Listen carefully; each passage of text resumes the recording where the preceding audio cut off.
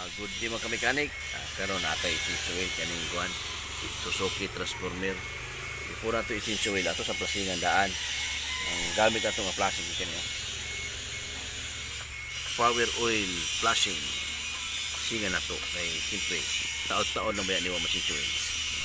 Siguro ang tag-iyang papayat na kuan ni plasingan ako. Sugdan nato ni kuan abri. Nya gamitan nato ang imbudo na to. High-tech ang imbudo ni. Made in kilid ng tirada ba? Kani ato ni ibubo ang atong power flashing oil. Tirada dia. Di ba? Bagay na. Padara to mga 5 minutes. Okay.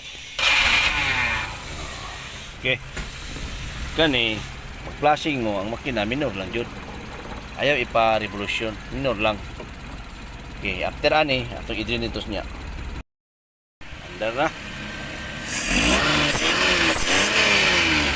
Andar. Subot na kayo. Why leaking? Okay kayo. Tato silikon ba? Okay.